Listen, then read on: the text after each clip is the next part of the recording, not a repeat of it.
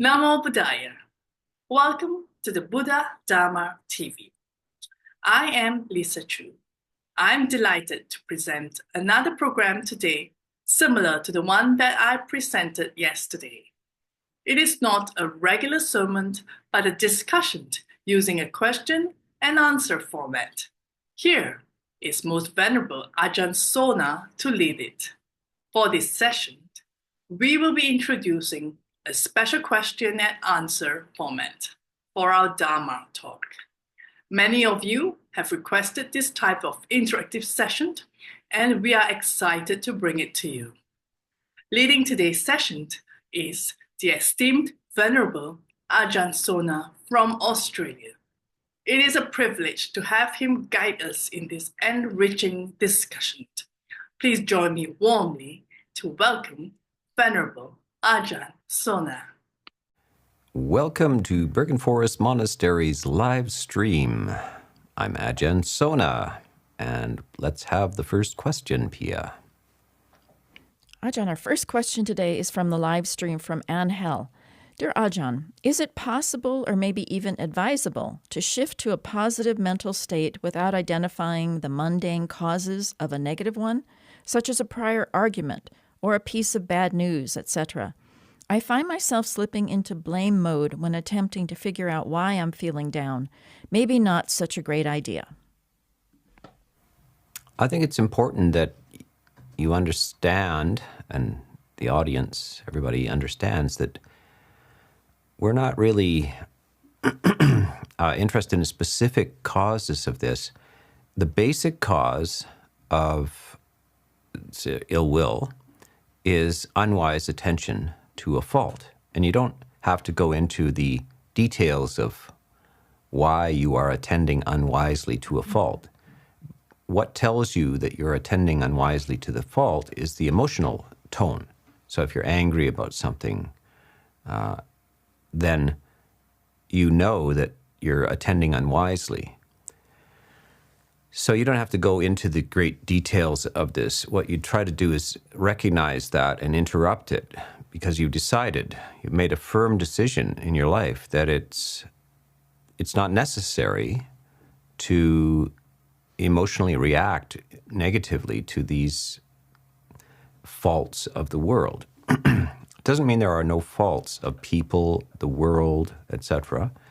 It means that it's not philosophically wise to react negatively to it. It's just the way the universe is. You're objecting to reality, and you just create suffering for yourself unnecessarily.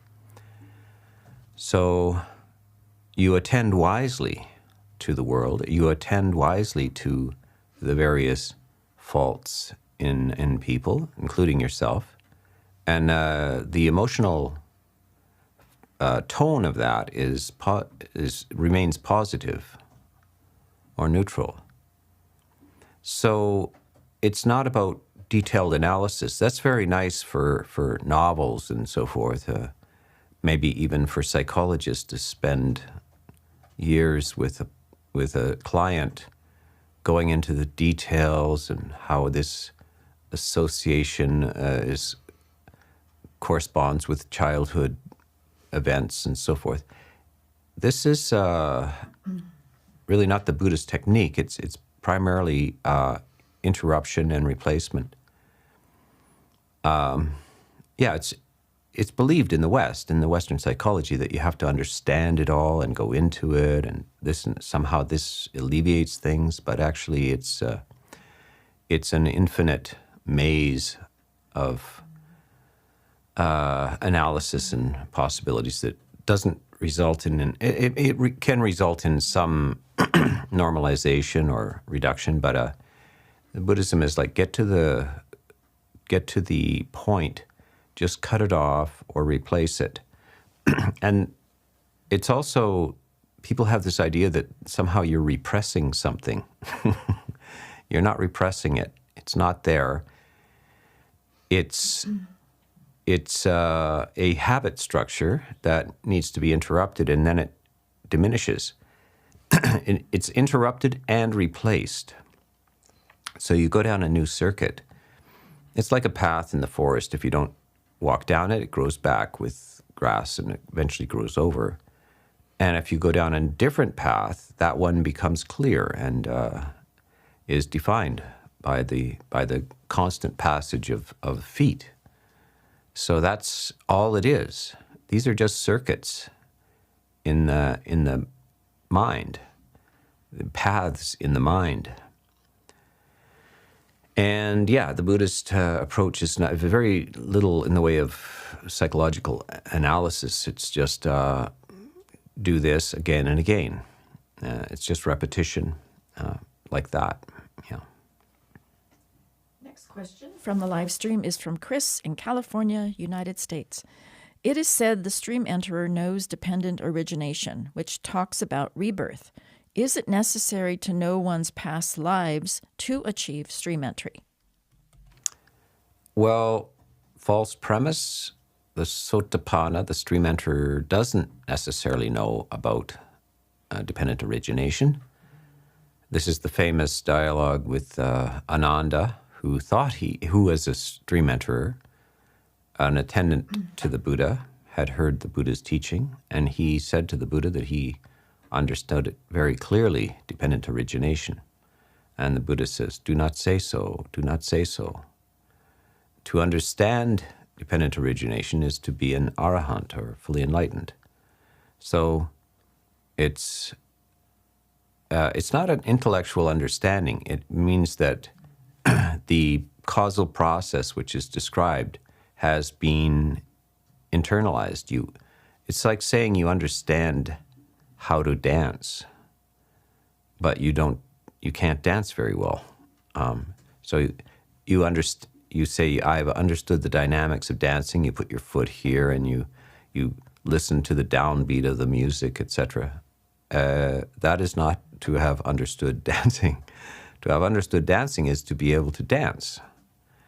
And so it is the same with the theory of music. You haven't fully understood it until you can actually do it. So this is what is meant by dependent origination. All of the Buddha's teachings are subsumed under the idea of full experience. It's like a psychological theory that you haven't actually completed. So it's a practical matter. Now, the Sotapanna does not necessarily know anything about their past lives. But they do have a view, they have a right view that they are committed to the idea of continuation. They're not a full-blown annihilationist. In the West, a sort of scientific quote, ideas are that you basically are nothing but material. There is, in fact, no mind apart from the material operations of the brain and body.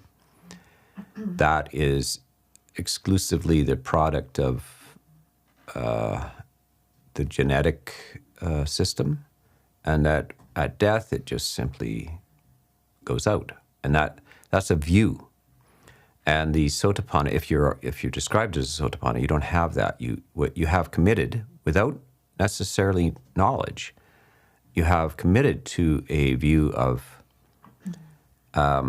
causal processes that continue past this life. So this is called mundane right view, in which you have a commitment to cause and effect, good speech and action, intentionally good speech and action have good results, negative ones have negative results. And in order for that to really take place, there must be continuation beyond this life. And you have a faith in the teachings of the Buddha, which have not all been confirmed by any means in your practical experience. But you just have intuited, you have a sense that this is very, very reliable, good teaching, and a commitment to that.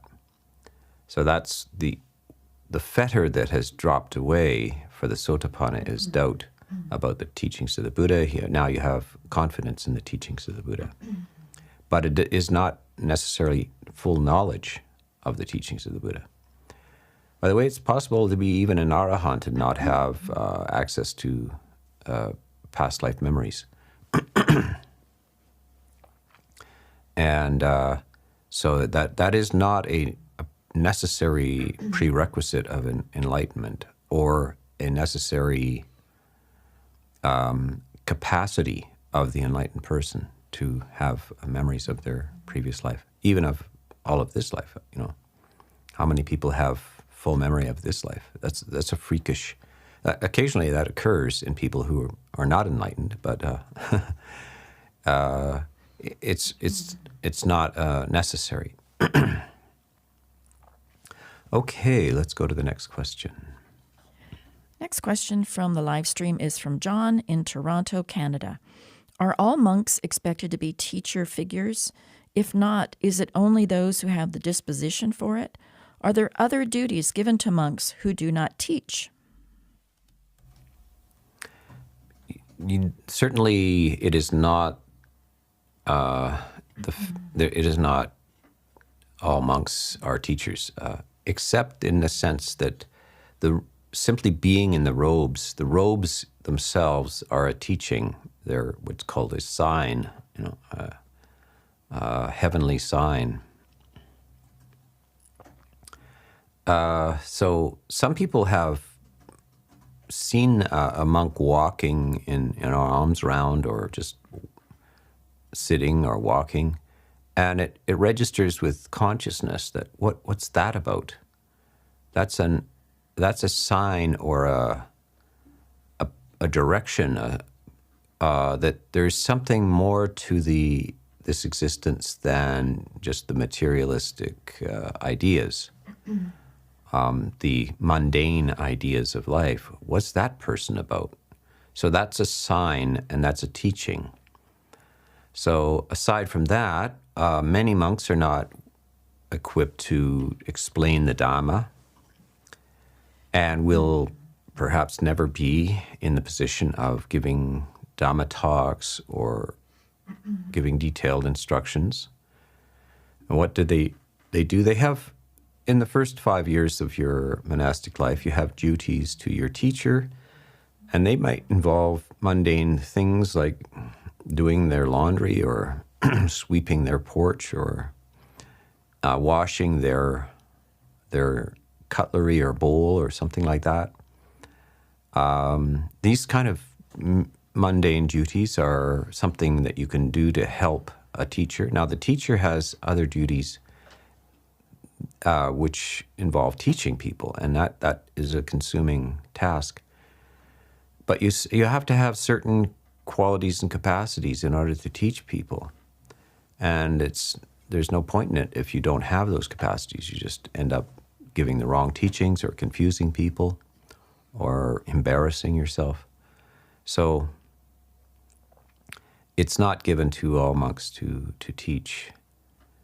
I would say that it's very, well, I'm just referring to different countries have different traditions. Thailand is a country which has a very high percentage of temporary ordinations. So it's thought to be good and useful for a young man to have spent some time in the robes, even a very short period of time. And so there's a huge number of the male population that have had temporary ordinations, but they, what can you learn in a month or 2 months or 3 months or even 2 weeks? You're not competent to give teachings at all. And so there's a very small percentage then that remain in the robes long enough and internalized it enough to be teachers. And even those who have been in the robes for 10 years, 20 years even, are not necessarily cut out to be teachers. Yeah. Next question is from Rafe in Lima, Peru. I heard you say we can start the Eightfold Path in any order. I've also heard that torpor is removed in first jhana. If so, would it be wise to strive towards arahantship by attaining first jhana firstly, move on to sotapanna, and then continue the path towards liberation? Also, what places or settings are ideal for reaching deep levels of absorption? Well, what I meant by you can start anywhere in the path is it's really not in the path yet. If you just are starting samadhi, concentration, it's really not yet right samadhi. So people have attained types of samadhi, they're meditating on the breath and so forth. They get into a very serene and wonderful condition of mind. And it is not quite yet what's called samma samadhi or right samadhi, because it's not informed by right view. So you have not actually begun the path yet. But what happens is that this is an unusual state of mind, and the normal society around us does not even speak of this type of activity of the mind, and so it's quite a revelation. People are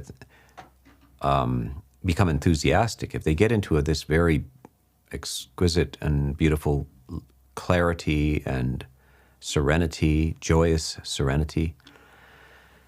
They think, oh my goodness, that stuff they were taught, those spiritual people are talking about is true. Now you've confirmed it in your own experience. So this makes you curious, but it doesn't actually fully put you on the path. It's an initiator to the path. You're only truly on the path when you have right view. That's at least mundane right view. So you don't have to be enlightened, but you have to have a certain commitment to a view of the universe. And then the path proper is begun. Right view is the beginning. It's the early dawn. The light starts to appear. You can make out the shapes of things. And that's mundane right view. It has that there is this world, there is another a world beyond this, that is a continuation of existence. There are right actions and right speech and so forth, and it's not random, it's not absurd, it's not annihilation, etc. These are views that are given up, and a commitment to a type of right view, and it's called right view because it engages you towards activities, and it's not just an intellectual apprehension, it's a commitment to a view of existence. And then you're on the way. You're basically headed in the right direction. And so, yeah, when you practice mindfulness, lots of people these days practice mindfulness and they get good benefits, but it's not necessarily the right mindfulness. It's always better to have, a sustained capacity for attention, be able to direct your attention and remain sustained in attention towards almost any activity, but it's still not right mindfulness. It's still not directed towards this ultimate aim. So that's what I meant. And you won't go on to arahantship until you have right view. You can't possibly enter the path without right view. The arising of right view is the beginning of the Arya path, the noble path. Yeah. Next question from the live stream is from Justin in Charleston, South Carolina, United States. Dear Venerable Sir, would you please elaborate on unwholesome versus wholesome thought, as in discerning between the two, or whether arahants do this? How does this relate to fear of wrongdoing? In the case of arahants, they're not discerning anymore. They're incapable of unwholesome thought, and they are only capable of wholesome thought. So it's now something has been removed from their system, and it's not a choice anymore. They cannot indulge in unwise thought or non-noble thought. So it's an inevitability. Once you have, what we would say, deleted certain circuits, they're no longer active and they don't need to be attended to. But let's look at the limbs of the enlightened mind, which are called the 7 factors of enlightenment. These are called bojjhangas. Angas mean like limbs.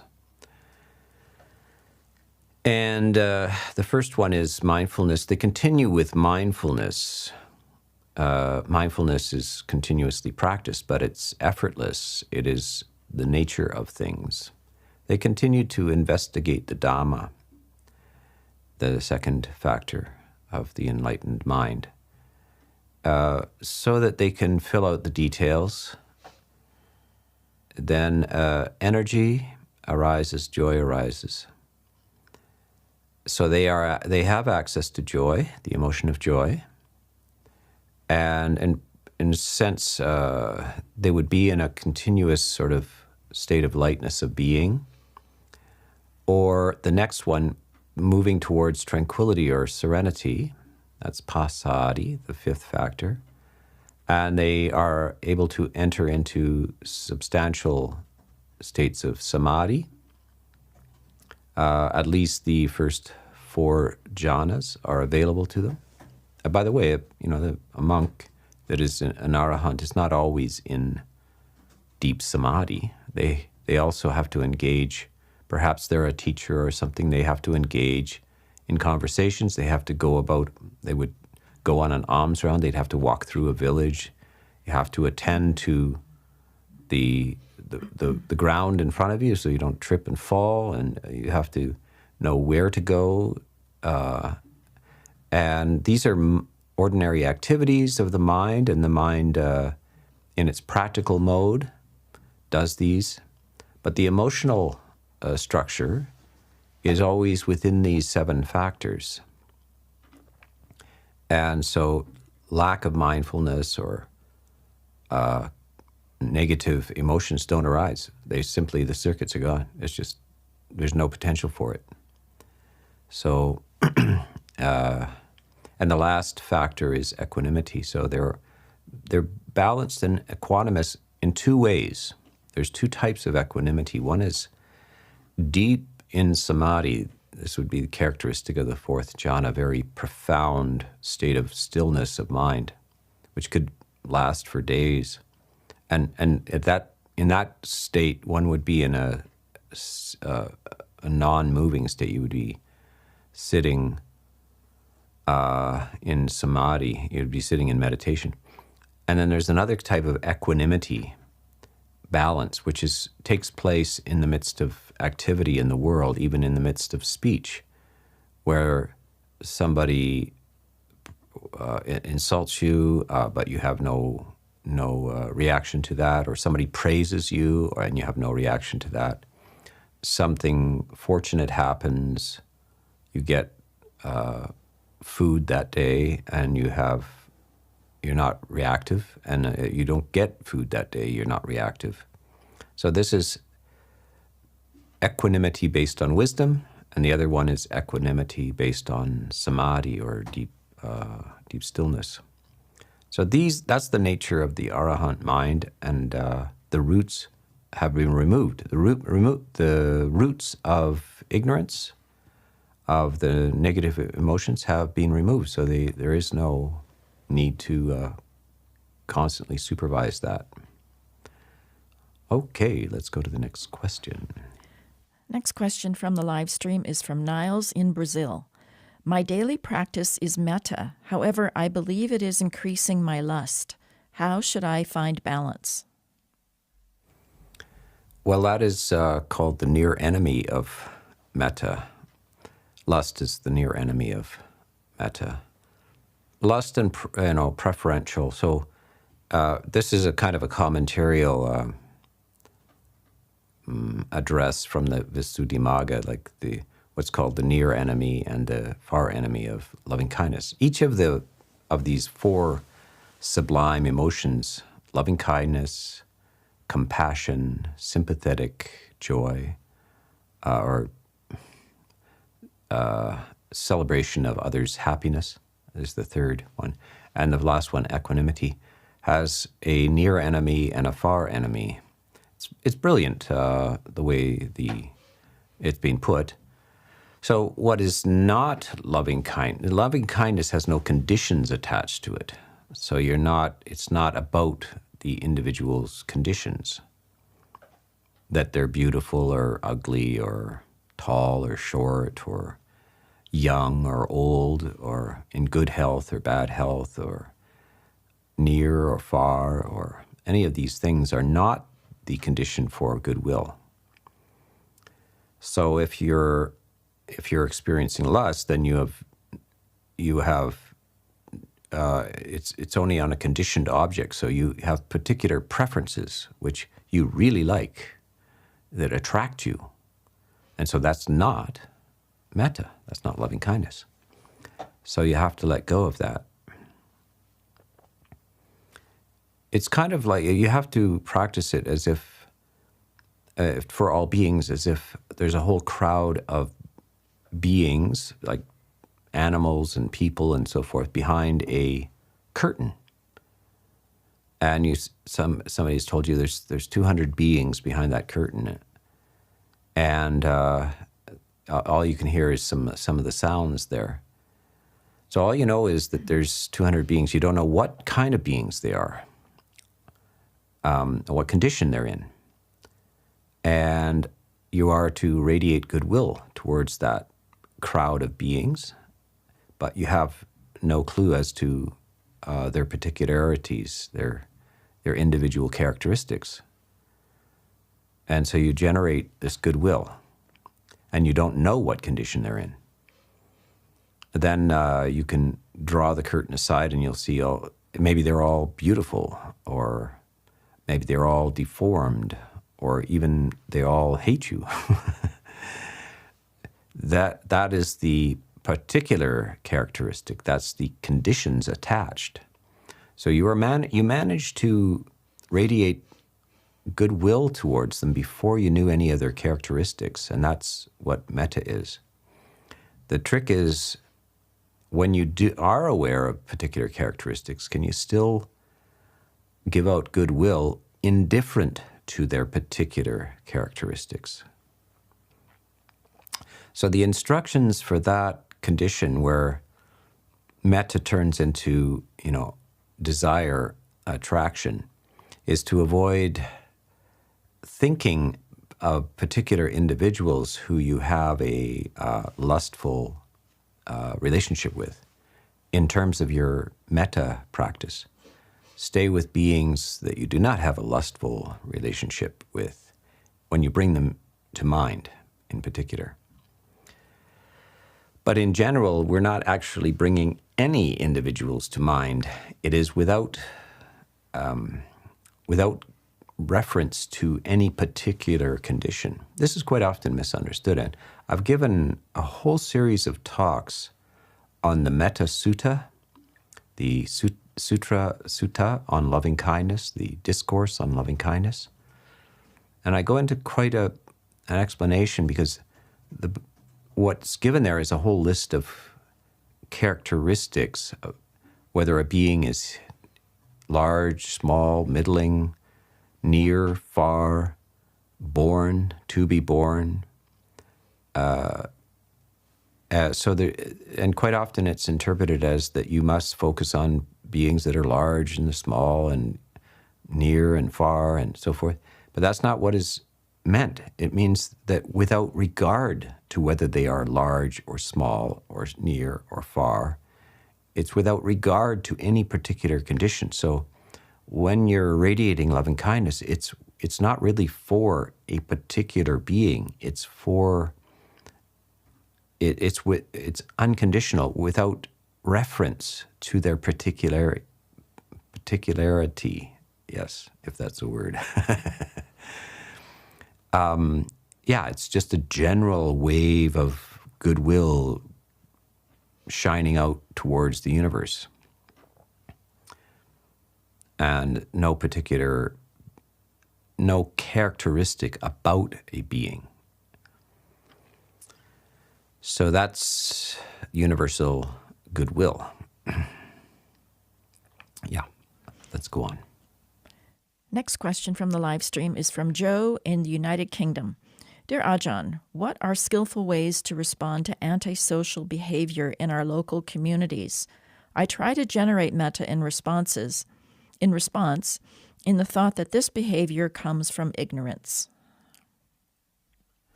Well, that's connected to the last question we had. And you don't have to excuse them because of ignorance or whatever. It's you just radiate loving kindness. And you're not interested in whether they're ignorant or what the motivation of their behavior is. It's you are the primary beneficiary of the development of loving kindness. Others may not benefit. They may not know, and they may even react negatively to your goodwill. Some beings react well to loving kindness, etc., and others do not.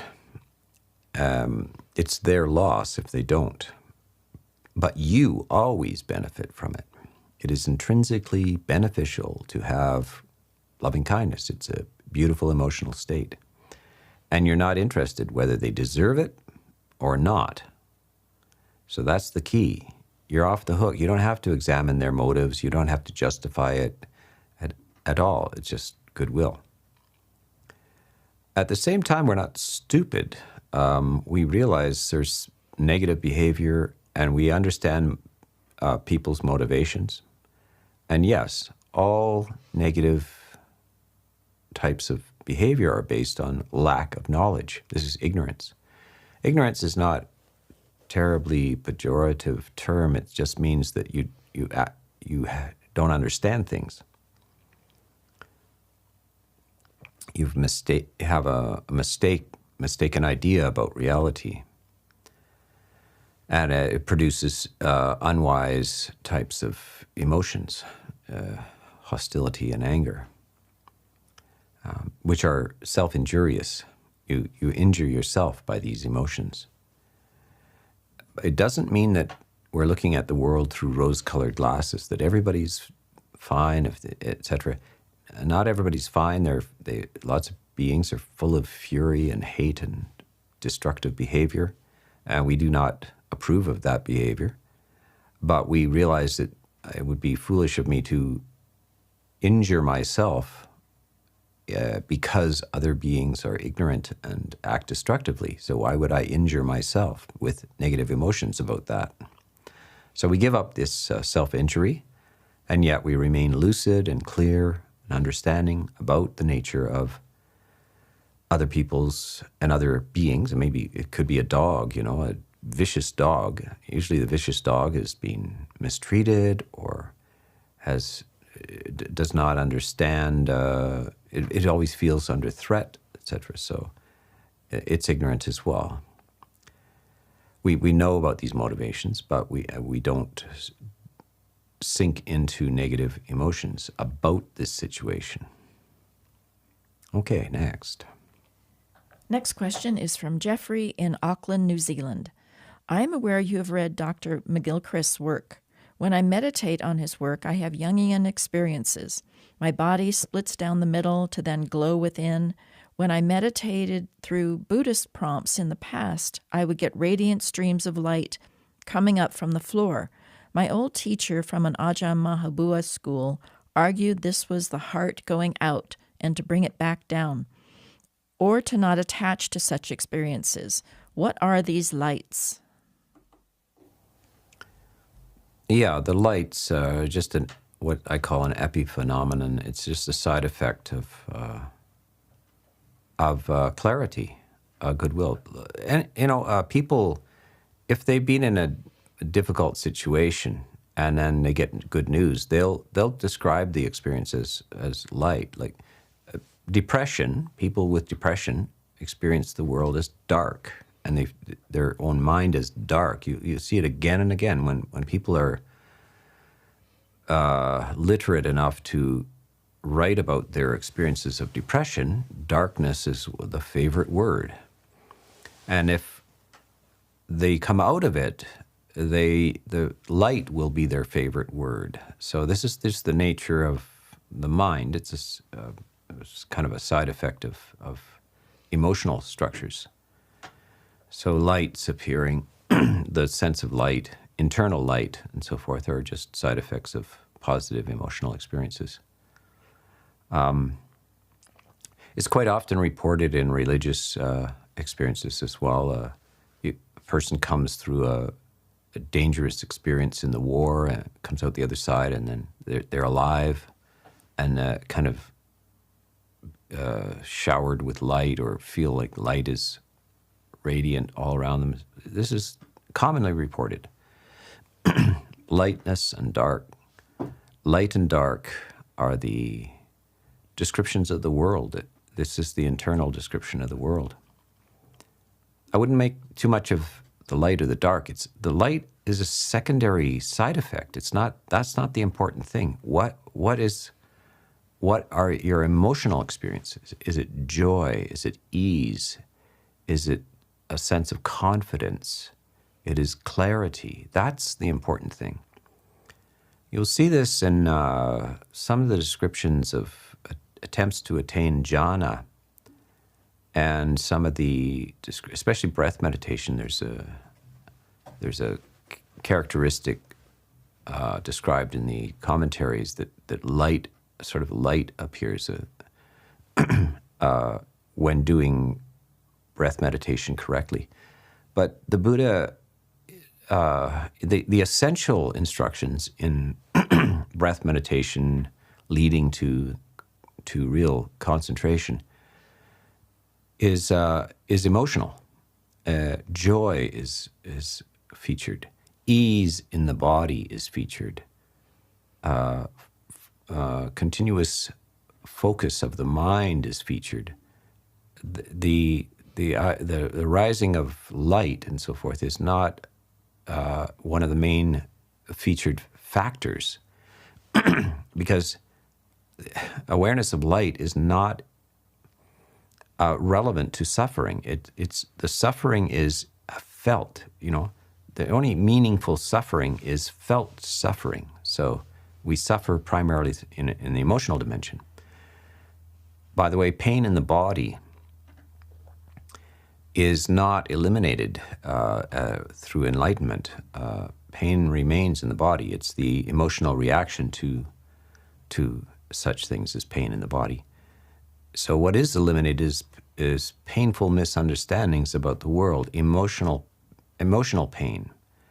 And this is the essence of the whole path. And side effects such as light are not the important thing. There's side effects. Next question from the live stream is from Kwesitar in Melbourne, Australia. If at death one can be overwhelmed by fear, will their rebirth reflect that, or is the fear a thin curtain for their base consciousness, and is that which carries on?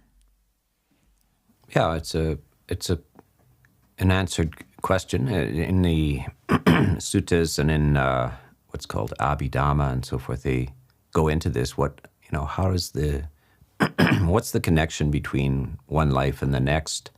What determines the experience of the next birth and so forth? And it is the last moment of this life conditions the arising of the first moment of the next life, and there is no gap between them. This is the standard Theravada attitude.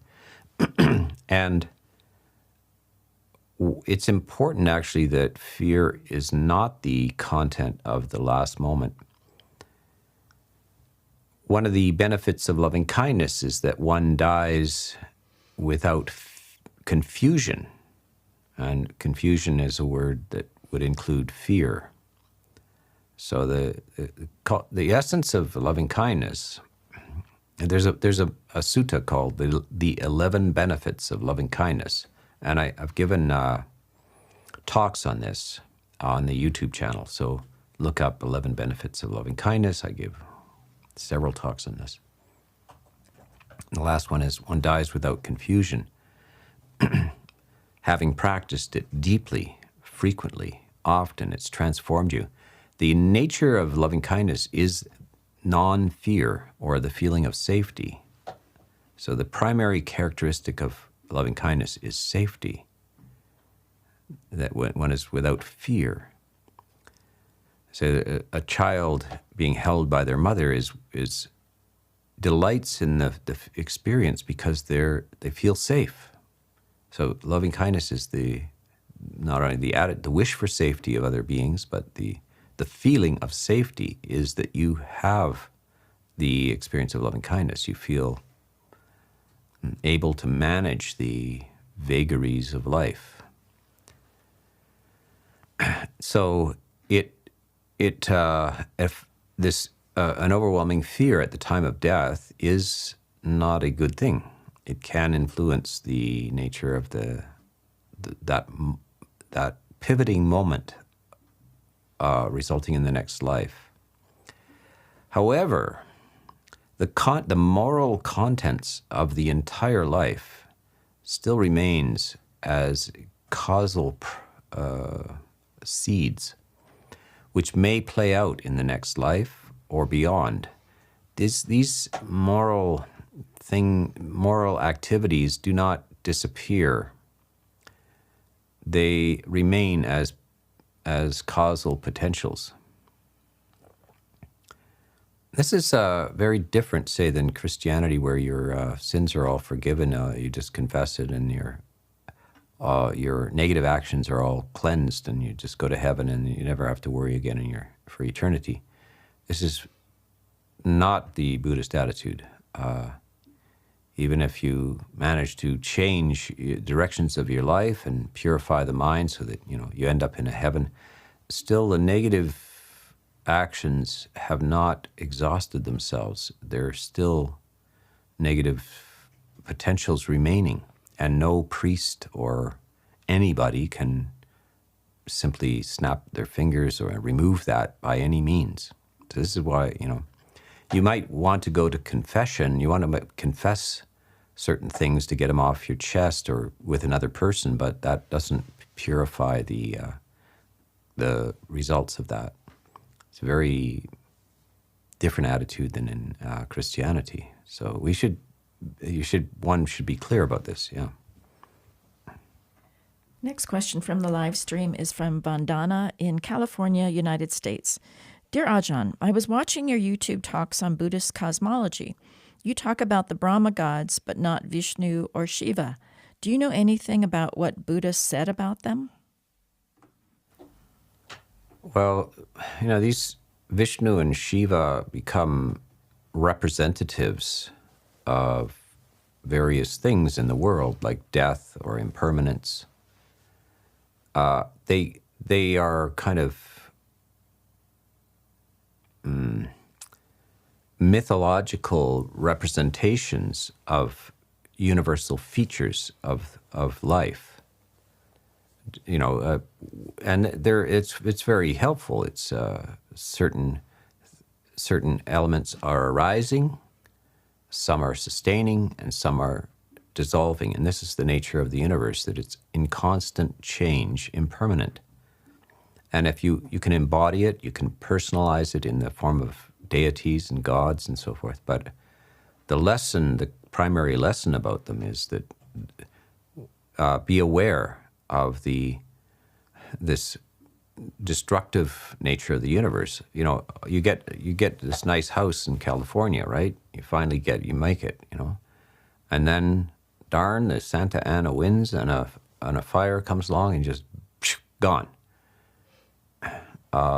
This is the god of destruction has struck. This is the older language for this. We would say that it's, the fires have swept it away, but actually in the older ways we personify this and say that, the Kalki, the god of destruction, has has arrived.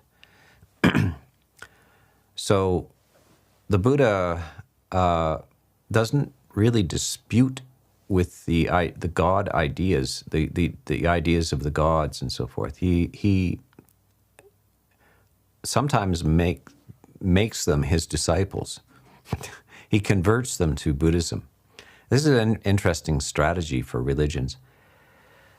The same thing happened in Greece at the same time with Socrates. Socrates was actually put to death at the age of 70 by the courts in Athens for corrupting the youth of Athens by questioning the existence of the gods. But he did not do that. What he suggested was there's other ways and maybe more fruitful ways of thinking. I think the Buddha and Socrates both thought it's not necessary to question the old ways of thinking about things. It would be a tedious task. Why don't I instead introduce new ways of thinking, and we can allow those other things to be there without, questioning their existence. But what happens is that you prioritize what's really important in life, and that is the moral and ethical nature of life, the purification of the mind. And the Buddha is very clear that it has nothing to do with the gods. The gods don't operate within that sphere. You are personally responsible for the purification of your mind, and the gods have nothing to do with that. Yeah. Okay, next question. Next question from the live stream is from Sumrit. Dear Ajahn, what is your take on past life regression therapy? Is it helpful in having a closure with the unfortunate events happening in life? It might be. It's very interesting how people who don't even believe in past lives under certain types of hypnotic regression and so forth have vivid experiences of it, and quite often are quite shaken by the whole thing. They come out the other side. We're in a culture, and it's a Christian-influenced culture that has allows the idea of a future life, but disallows the idea of a past life. This is a curious feature of Christianity. I understand that there was a council at some point where they had to sort it out, because there were early Christians who had past life theories. And in fact, in Judaism as well, there are certain sects of Jews that have the idea of reincarnation or past lives and future lives. But it's a bit messy. So some of them didn't have that idea, some of them did. So they had to decide, is this a Christian concept? Well, whatever the majority vote in that council was, no past life, but definitely future life. An arbitrary decision by a group of people. It's quite often it is not even addressed. Like, do you come out of nothing? Are you in? They usually call it ensoulment. So where does the soul come from? God create your soul and plunk it into your body, and then it persists through eternity. Well, it's just very difficult to understand. So in the East, there are many religions and philosophies that have an idea that you pre-exist, and then there's this life, and then there's future lives. And sometimes episodes from previous lives explain why you have certain phobias, neurosis, obsessions. They might.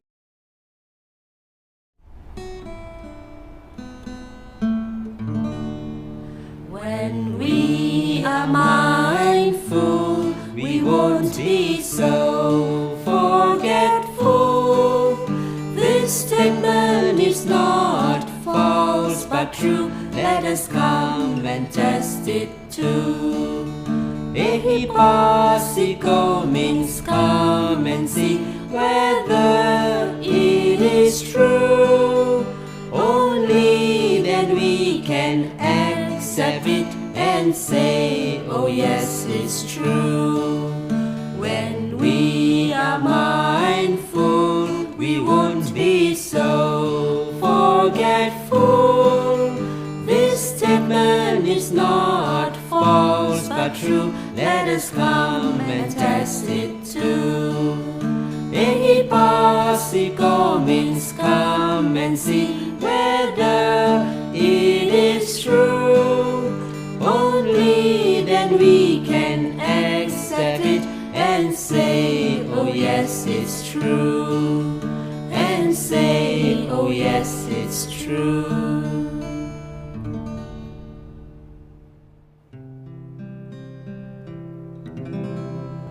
May I show loving kindness to all living beings. May I have no anger or hatred. To my parents, to my teachers, to my relatives, to my friends, may I have compassion to all. May I show loving kindness to all living beings. May I have no anger or hatred. To my parents, to my teachers, to my relatives, to my friends, may I have compassion to all. May I have compassion to all.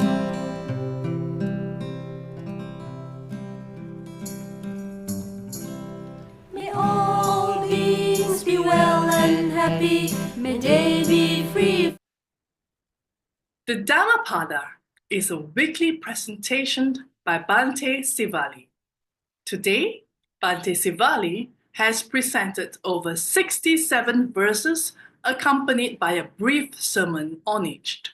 Here is Bhante Sivali to present the verse number 67 of the Dhammapada.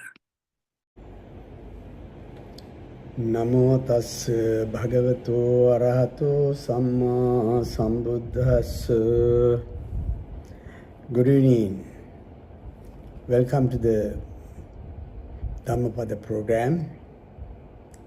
We are going to discuss today two verses, number 68 and 69. Number 68 begins with Panchakammang katan sadhuhu yankatva nanuttappati yassa patito sumano vipakam patisevati. Vipakam patisevati. But well made is that karma which done brings no remorse, of which one senses the results with glad mind and with joy. It means one should do something, having done, one will be very happy, will never be sad. So that was the time of karma, things that we do. Later, we will be happy with glad mind and with joy when we reap the results of those activities. This happened at a time when the Buddha was at the Jetavana monastery in India. The Buddha spoke this verse with reference to Sumana, a florist by the name Sumana. A florist named Sumana had to supply King Bimbisara of that time with jasmine flowers every morning. One day, as he was going to the king's palace, he saw the Buddha with a radiating halo of light rays coming into the town for alms food, accompanied by many monks. Seeing the Buddha in his resplendent glory, the florist Sumana felt a strong desire to offer his flowers to the Buddha, not to the king. Then and there, he decided that even if the king were to drive him out of the country or to kill him, he would not offer the flowers to the king for that day. Thus he threw up the flowers to the sides, to the back and over and above the head of the Buddha. The flowers remained hanging in the air.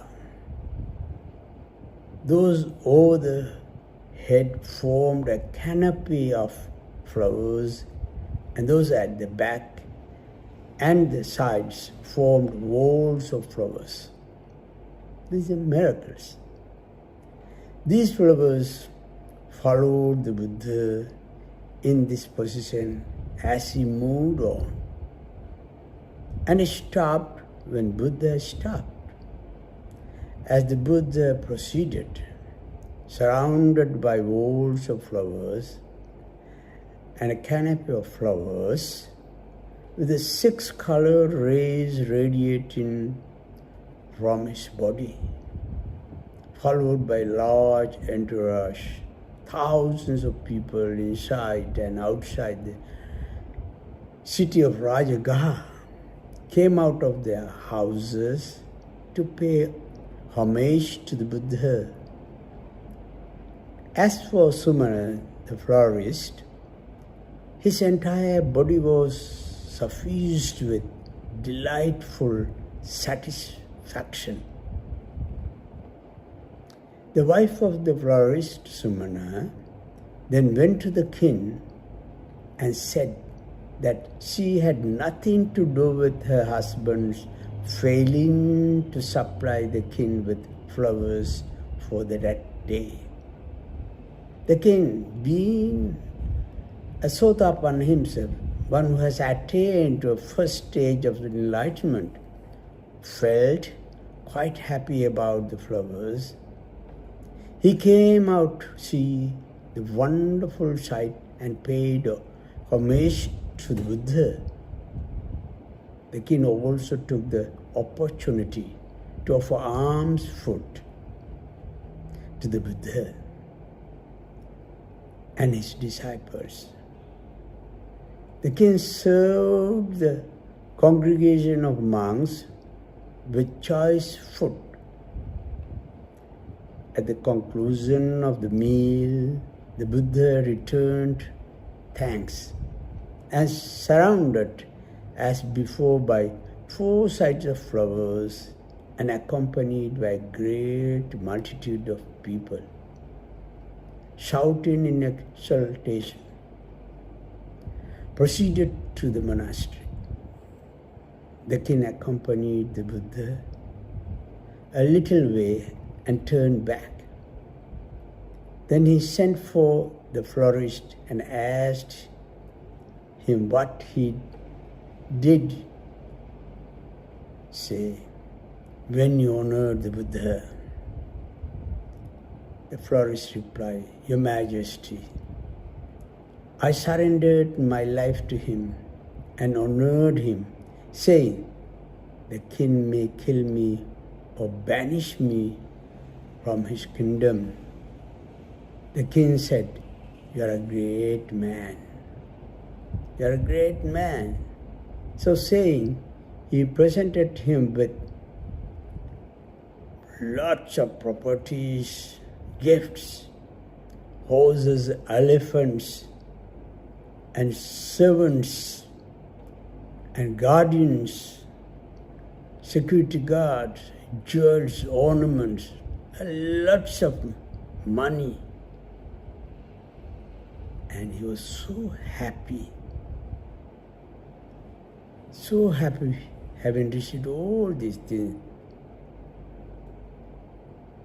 He became overnight millionaire. Venerable Ananda thought himself, shouts of exultation and acclamation have continued all during the day since early morning. What will be the reward of the florist? The Buddha replied, Ananda, he surrendered his life to me and rendered honor to me. Therefore, because he has immense faith in me, he will not enter a state of suffering, but will receive the fruits of his good deed in the world of the gods and in the world of men. One day he will become the solitary Buddha Sumana. In the future, that was the benefit of offering dana with due respect, veneration to the supremely enlightened one. So that means when one does something good, having done that, when he reaps the fruits, he will be extremely happy about the thing that he has done. Having done good one does not regret. He will enjoy the good deeds happily with pleasant mind. One enjoys that kind of action. It's certainly good to be done. It is good if one were to do such actions that would not bring repentance later. One should do things that bring pleasant consequences. Is that right? Patito sumano, here the word we use, happily and with pleasant mind. In this instance, what is described is the result of good actions, which does not cause repentance. The doer of the action has had forethought about what would result from his actions. With that forethought, he has done only those actions that will not lead to remorse. That will not lead to remorse. That is the meaning of the verse number 68, and it goes with the next verse. Madhuva manyati balo yava papan napachati yadha cha pachati papam atta balo dukkhan nigachati. Atta balo. Whenever evil comes immature, the fool thinks it is honeyed.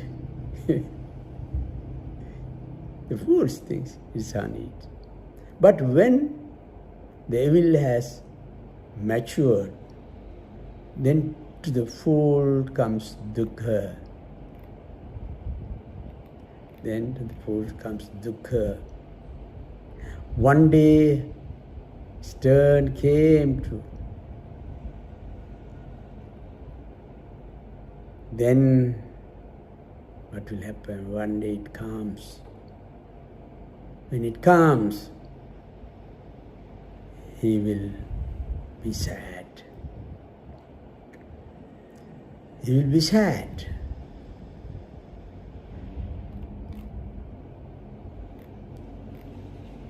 Papan jevana pachati balo madhuva manyati yadacha pachati atta balo dukkhan nikachati. When a sinful act is being done, the ignorant person enjoys it as if it were honey. Is that right? But the suffering comes when it begins to yield its evil results. Unwholesome action, we call papam, unwholesome action. At times, this kind of action is characterized as akusala. Kusala, wholesome, akusala, unwholesome. Akusala implies unwholesomeness. They are those karmic volitions and the consciousness and mental concomitants associated therewith, which are accompanied either by greed or hate or merely delusion. And all these phenomena are causes of unfavorable karma results and contain the seeds of unhappy destiny or rebirth, awful states. So it's good to know, it is good to do good things, then having done later, one will enjoy the fruits of those good things. But the fools, they do not see this. When the vipakam comes, when bad results come of their actions, then they begin to repent, be sorrowful, suffer in pain, and will be in miserable condition. Therefore, it is good to avoid things that you do and later you repent, regret. But do the things, having done, you enjoy, you will be happy. That brings peace and happiness today and tomorrow. Those are the meanings of the verses number 68 and 69. May you all be well and happy. Sukhi hotu.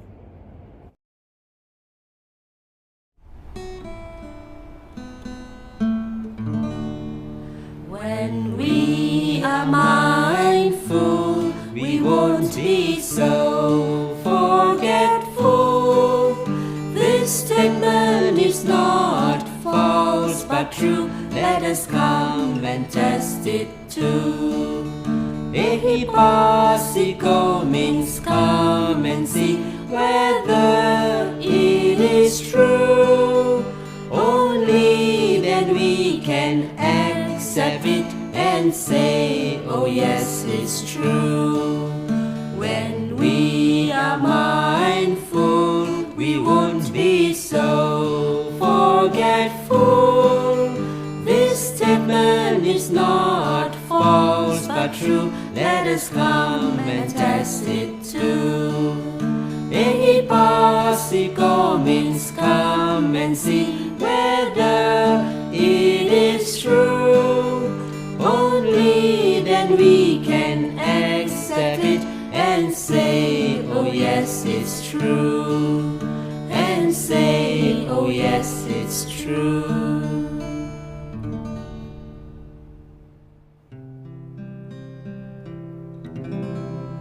May I show loving kindness to all living beings.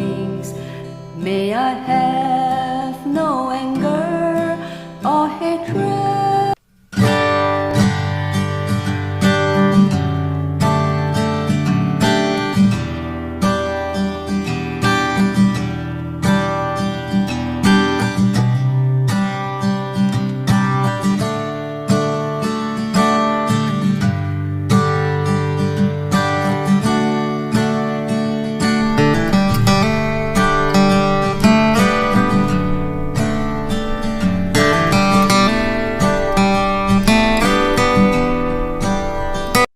That ends today's program. If you have any questions regarding our programs, please don't hesitate to contact us at info@buddhadharmatv.com. Our team is committed to sharing the noble and profound teachings of the Buddha, guiding you on your spiritual journey with his timeless wisdom. Thank you for being with us. See you next week at the same time. Namo Buddhaya.